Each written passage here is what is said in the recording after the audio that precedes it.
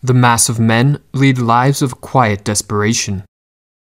Henry David Thoreau made this remark over 150 years ago. However, it is an observation that still rings true today. Often this desperation is the product of nagging feelings that we are wasting our life, accompanied by the frustration that despite our desire to make something of ourselves, the years pass by and nothing seems to change. Phillips Brooks commented that those in this predicament feel the thing they ought to be beating beneath the thing they are. If we ignore these feelings for too long, then we will remain forever haunted by what might have been. In this video, we will explore how we can escape from a life of quiet desperation and transform ourselves in a manner more conducive to a fulfilling existence. We cannot change anything unless we accept it, wrote Carl Jung. The first step, therefore, is to acknowledge that a change in our way of life is needed. An easy way to determine how necessary it is for us to change is to take note of how often we are afflicted by feelings of regret, guilt, anxiety, or depression. Jung believed that in the overwhelming majority of cases, neurotic symptoms such as these are a direct result of an inadequate approach to life and act as signals communicating the necessity of change. It seemed to Jung, wrote Yolanda Jacoby in her book The Way of Individuation, that the meaning of neurotic sufferings might consist in their compelling a man to come to terms with the foundation of his being and with the world, and thereby to gain a better knowledge of his limits and possibilities. Jung thus puts the emphasis on the prospective aspect, giving neurosis a positive meaning, and not regarding it only as a burdensome illness.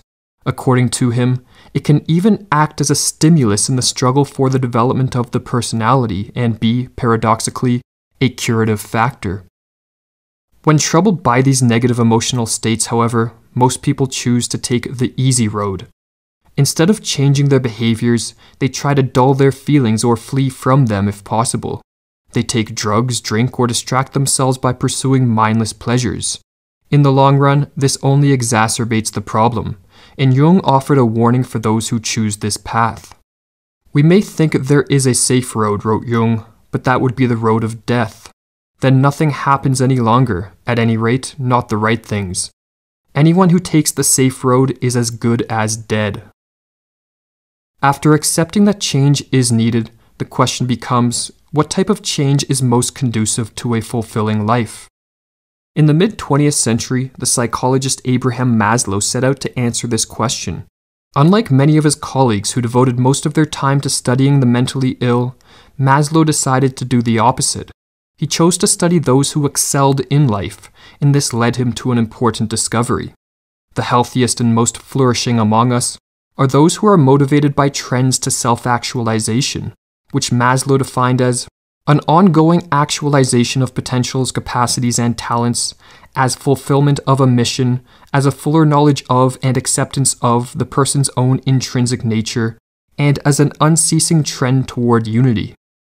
Maslow was so convinced of the importance of self-actualization that he made the following bold pronouncement.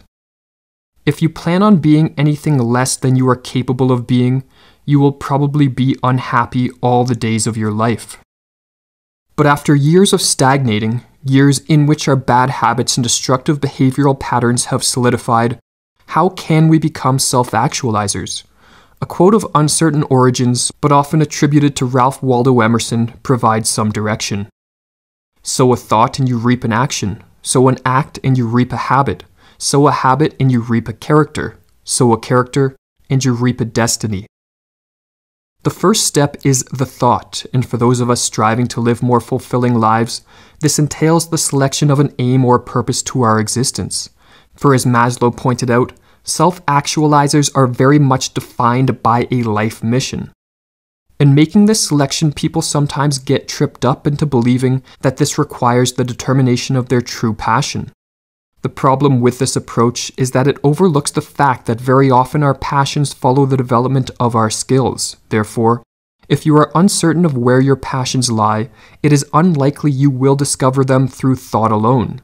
Rather than delaying for too long, it is far better to pick something challenging which sparks your curiosity, and not worry about whether it is the perfect choice. With that said, the sowing of the thought or the selection of a goal will only be of positive consequence if we reap the actions and build the better habits which ultimately move us forward in the pursuit of our aims. Having something to aim at is important, not so much because of the external rewards achievement of the goal will bring, but rather because of the transformation it forces us to undergo. Pursuing a challenging goal requires us to leave our comfort zone as we develop new skills, cultivate self-discipline, and in the process, discover that we are not as helpless as we once thought. The problem for many of us, however, is that we struggle in moving from the sowing of the thought to the reaping of the actions. Often people blame their inability to take productive action on their anxiety, depression, fear, or a lack of confidence in their abilities. Before taking the actions necessary to pursue their aims, such people reason, perhaps they must first rid themselves of their negative emotions. This, however, is an approach often doomed to fail. These negative emotional states are by and large the result of faulty behavioral patterns and the avoidance of facing up to our fears and courageously taking on the challenges in our lives that would lead to personal growth. Meditation and introspection alone will never cure us of these feelings. Rather, we must learn that we can take purposeful action even when we are feeling anxious, depressed, or fearful. The importance of purposeful action as a cure for our troubled emotions is foundational to Morita Therapy, a Japanese school of psychotherapeutic thought. As David Reynolds, a practitioner of the school, explains, realign your life toward getting done what reality sends that needs doing. In other words, we advise you to focus more on purposeful behavior. Let the feelings take care of themselves. What I think you will find is that when you get good at doing what needs doing in your life, the feelings stop giving you such trouble. And even if your feelings become troublesome, when you are involved in constructive activity, they remain in perspective. Feelings cease to be the whole show. The ability to act even when we are not feeling up to it is one of the most distinguishing characteristics of self-actualizers. For as Thomas Huxley wrote, perhaps the most valuable result of all education is the ability to make yourself do the thing you have to do when it ought to be done, whether you like it or not.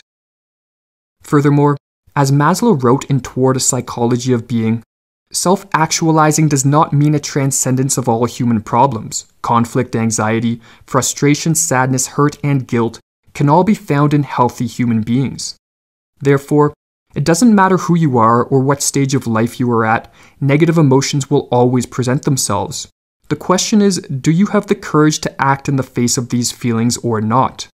Those who find such courage will live far better lives than those who cower in the face of their fears. For as Emerson wrote, do the thing you fear, and the death of fear is certain. An effective way to gain the necessary courage to act in the face of your fears is to reflect on the imminence of death. The Stoic philosophers suggested that those who become more aware of just how brief life is will be far more likely to live in the most intense and courageous manner possible, striving to take advantage of each moment. Steve Jobs, who was clearly a man of action, recognized the power of this method.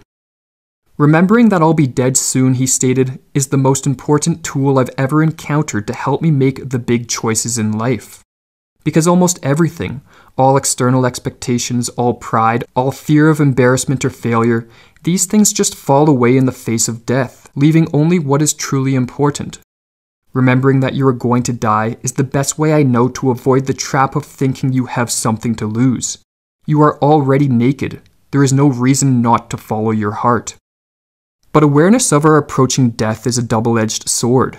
If we delay too long in instituting the changes required to live a more fulfilling life, and instead of striving to actualize our potential, we fritter away our time, then awareness of our mortality will give rise to nagging and increasingly intense feelings of guilt and regret.